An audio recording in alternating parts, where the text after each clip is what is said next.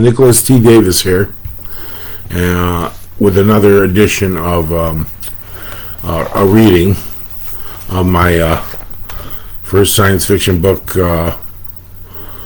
Dimension Lapse. And tonight we'll be reading part of chapter 5. I'm not reading the whole chapter. It's a very long chapter, so we'll just do the first part of the chapter tonight. And I'll be asking the usual question at the beginning and the end to win a chance to get my whole multiverse series, all 6 books of the Dimension Lapse series. Right now this month I have a special. You buy the Dimension Lapse trilogy, the first 3 books, and you get the Tolkien connection free. So that's this special, and you can buy the first 3 for $25, and you can do that on my website at nicholasTdavisbooks.com. Okay, let's get started on tonight's reading. And the question tonight is, Jeff or Zarkon, is it Jeff or Zarkon? I think it's Jeff. Has a device called an EMS, and it's an abbreviation, and I would like to know what the actual device is from the abbreviation. So that's tonight's question. And kind of where we left off, Jeff had been investigating the planet they landed on, Zebula. They were trying to get away from Riona, and they landed there for refuge, and they had to build some casing on the cloaking device so they could get off the island or off the planet without the Tolarians detecting them. So, and where we left off, Jeff was investigating, and he fell off the waterfall into the water, and he was unconscious, and that's where we left off. So tonight we're going to start from there.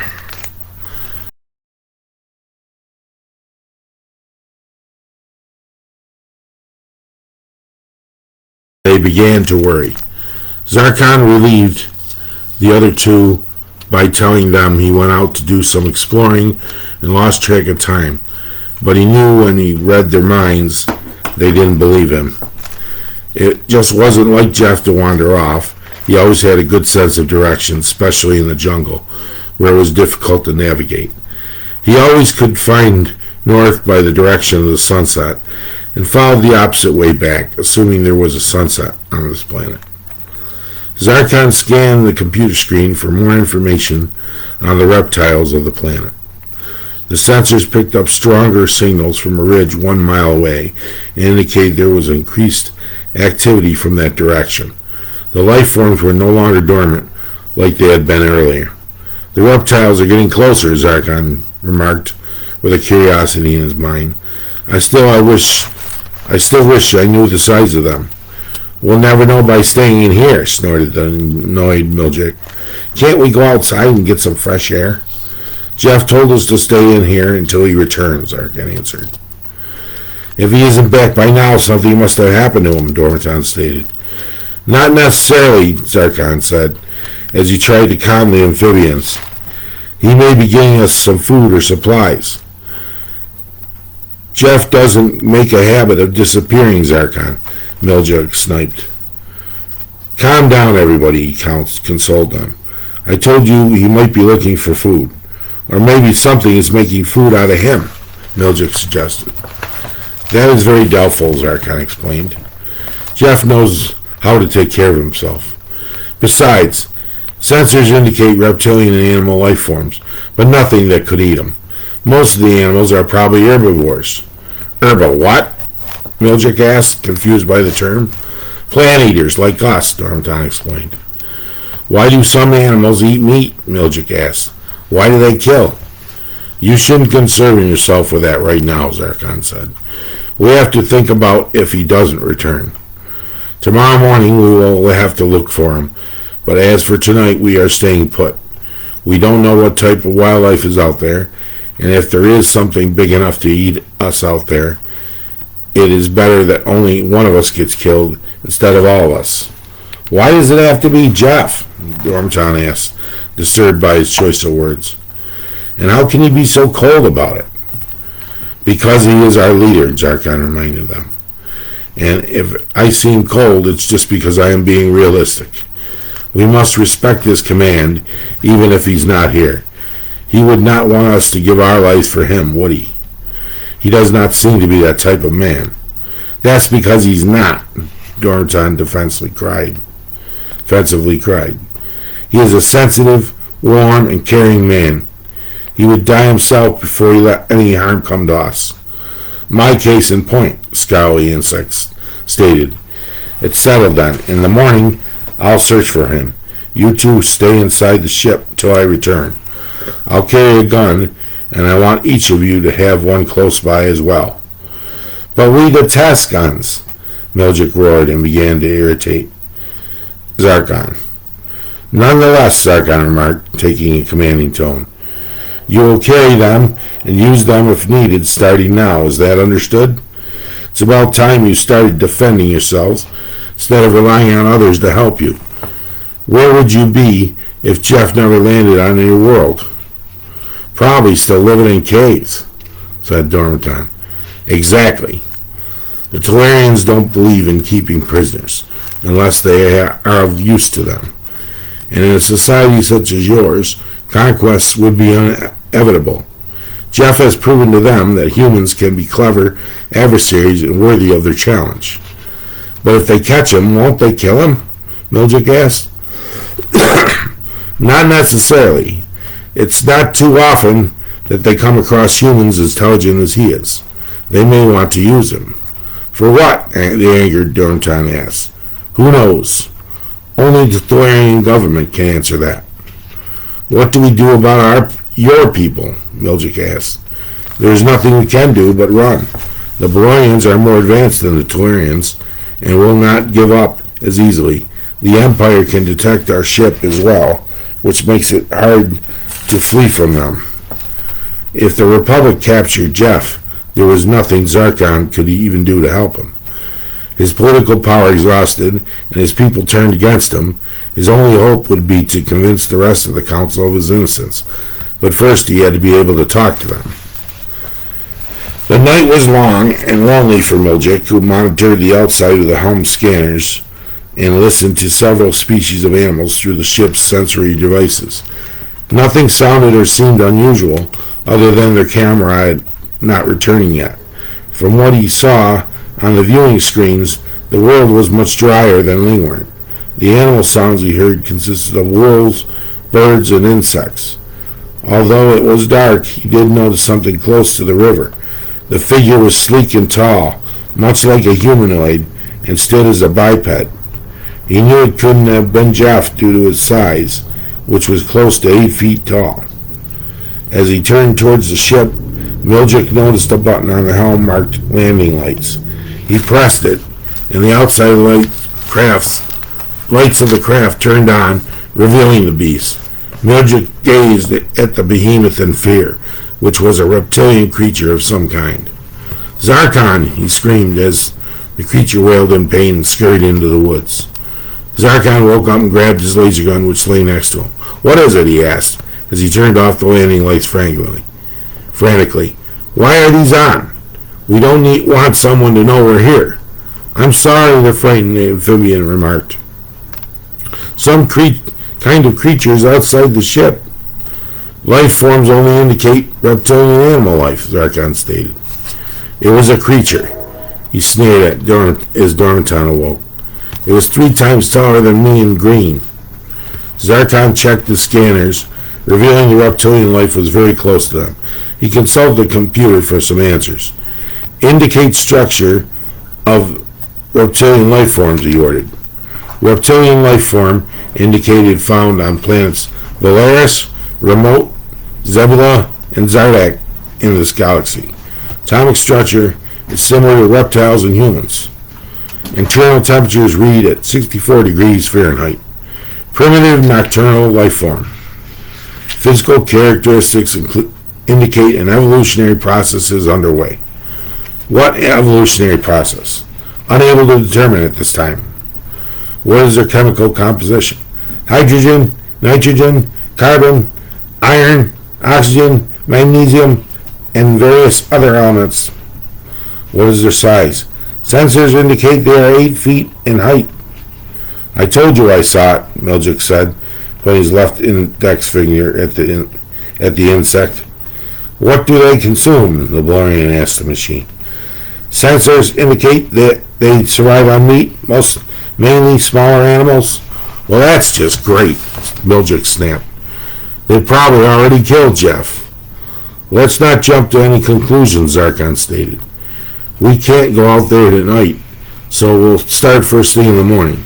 They cannot travel in the day, so that will work in our favor. They can't get us in here, but just in case they do, take my laser gun. Miljic reluctantly grabbed the weapon from his hand, and his friends returned to slumber. When the morning arrived, he was still very much awake. Jeff still remained missing, and their time was growing short before the Tellurians found them. Zarkon estimated that they only had a day to find their friend and the materials they needed to complete their jamming device before their pursuers found out where they were. Their immediate leader decided to set out by himself, just in case the Tellurians showed up before the Republican did. Zarkon showed the two Lingworts how to use the weapons on board the spacecraft to protect themselves. There were shields to protect the ship from attack, but unfortunately they wouldn't hold up forever. He approached the amphibians by the door, threw on a backpack, and grabbed a laser pistol. Listen to me, he said, his blue compound eyes staring at them. If I cannot find Commander Walker and I do not return within 2 hours, you must abandon the ship immediately. They'll give up searching if no one is on the vessel. There is a black button at the top of the helm panel marked self-destruct. Press it, type in the code 6239904456, and then get out of there. You will have about 60 seconds to run clear from the ship. Can't we go with you, Miljic pleaded. Absolutely not, their leader stated. If our enemies catch up with us, we'll need this ship to get away, and I'll need the two of you to get it started before I get in, if necessary. At least if I find Jeff, we'll have a better chance.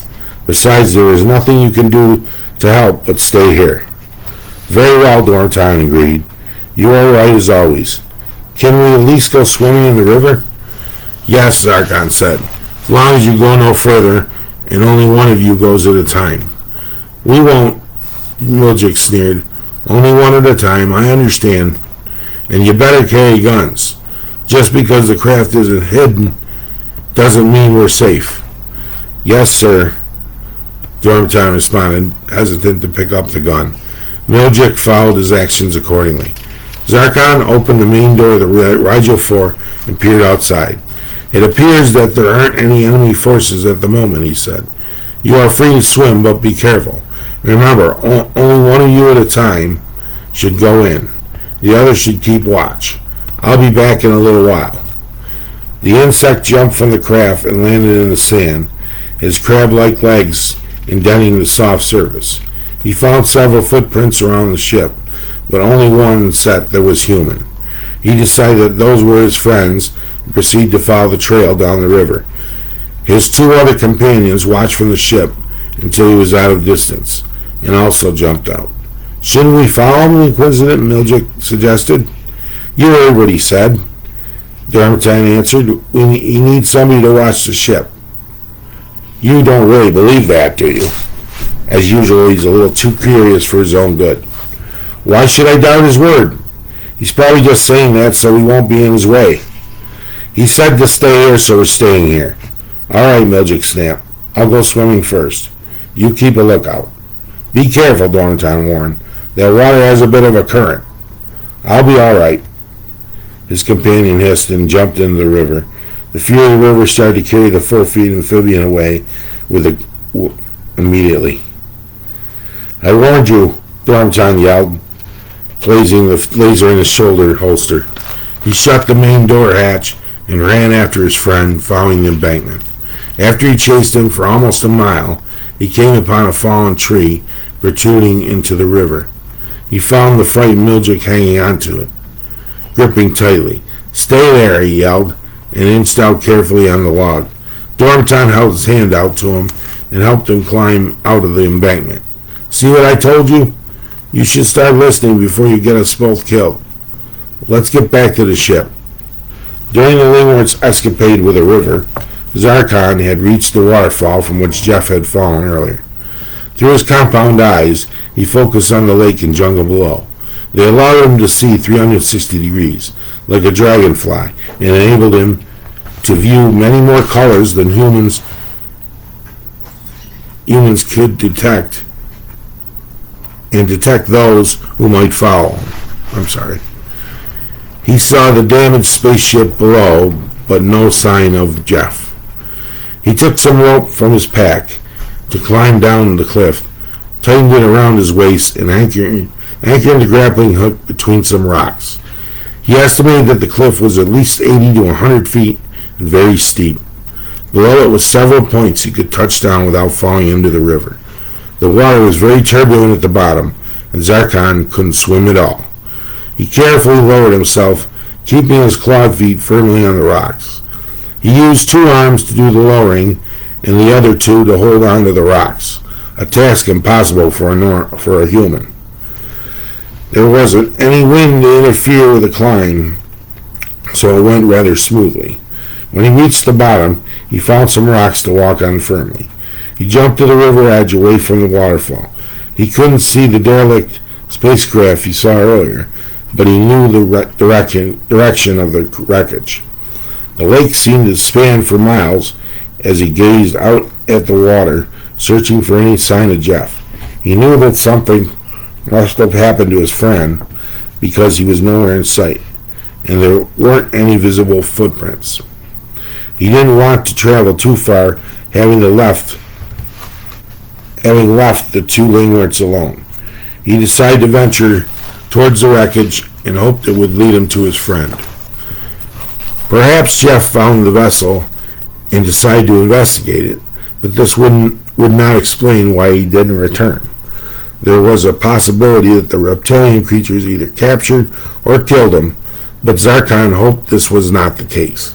He tied some vines to a tree in an X fashion to use as a marker just in case he got lost. Proceeding into the jungle, he heard several wild animals howling, cawing, and growling, but he wasn't scared of them.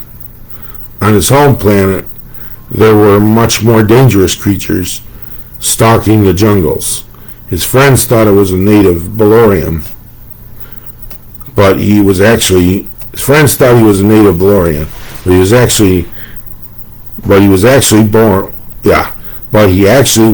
and raised on Zakaris, a planet much warmer than this one.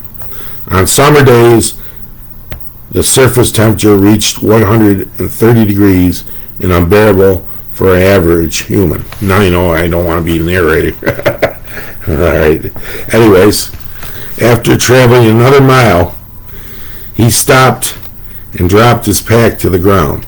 He opened it up and took out his device about the size of a human palm, which was the electrometal sensor, or EMS for short.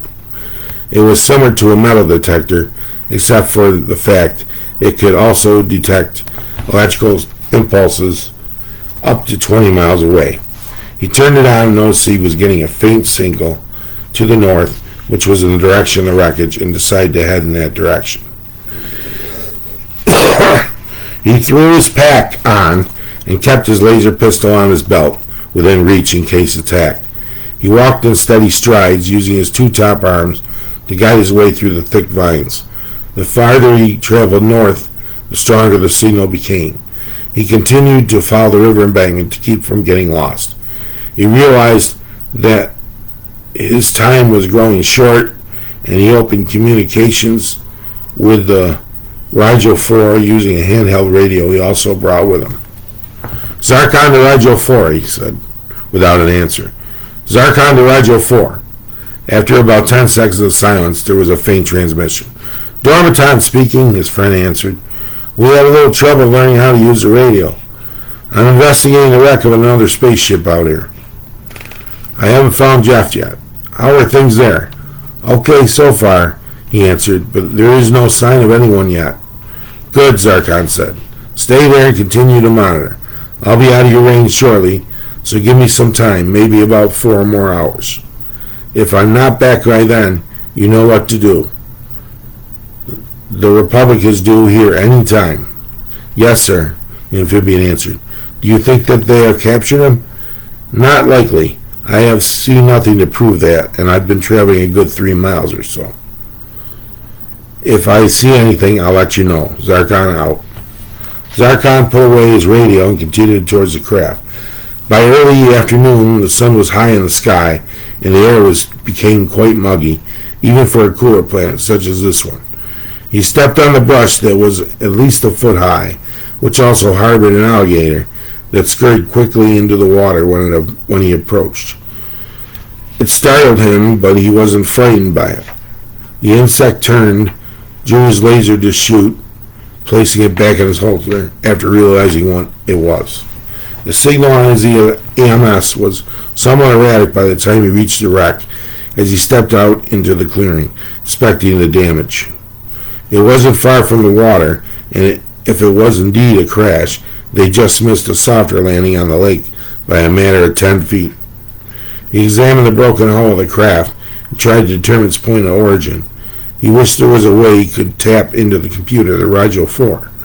At least then he would have a better chance at deciding what it was and its place of origin. There were hieroglyphics on it, but he was unable to decipher what they said. He never saw this type before, and it wasn't nothing like the Republic or Tolarian symbols he had seen in the past. He found the shattered remains of the main console, a fragmented piece of metal with melted buttons, and a broken viewing screen. Much to his surprise, the distress signal was activated and still working. There was no way to tell when it was activated, how long it had been going, or what message they left for the rescue party. There was no bodies present, and so he assumed it crashed at least a year or two before their arrival. The metal untarnished. Its design indicated it came from a rather advanced society, created from a metal that wouldn't burn, break, or rust under severe conditions. There were several fresh footprints around the area, which belonged to the reptilian visitors and other animals as well. He decided it was the only clue he had to find Jeff, so he followed them. It was getting close to mid-afternoon by the time he reached the halfway point around the lake. The footprints didn't stray far from it and indicated the creatures stayed close to the water. He only had 1 hour left before he needed to return, and no way of telling the others of his whereabouts. He realized that finding Jeff this way would take days, but he also knew if he approached by air, the ship would be in plain view and put them in even more danger for Riona's men. He needed to help his other friends get out of there before Riona came, regardless of what happened to this human friend. He headed back at running speed, feeling defeated. He was unable to find his friend. Jeff could be out there, he thought, dying at the mercy of those creatures, or already captured by Riona and the Tolarians. By the time he reached the Rigel 4, his friends had barricaded themselves in behind the main door. It remained unopened since the incident on the river, until Zarkon entered and dropped his pack laser on the floor. Did you find him? Zarkon asked. No, the insect side was just as disappointed as they were. He's dead, Miljuk cried. Let's not get worried, Zarkon said. We have enough to worry about. Riona will be getting here soon and we need to get ready for him. Miljuk, I want you to set up some torches outside in case our reptilian friends come back tonight. Thornton, come with me. We have to find the cobalt we came for and set up some traps for Iona and our friends. The Lingworts nodded and followed their orders.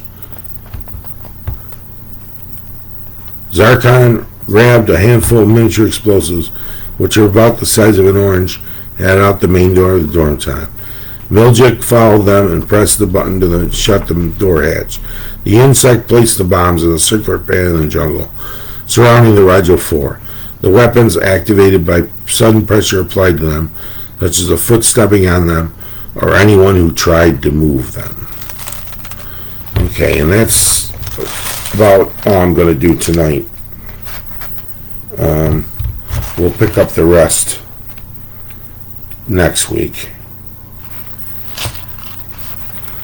And the question again for tonight was, he has this device called an EMS. Zarkon does, and what abbreviation does that stand for? What is the device really called?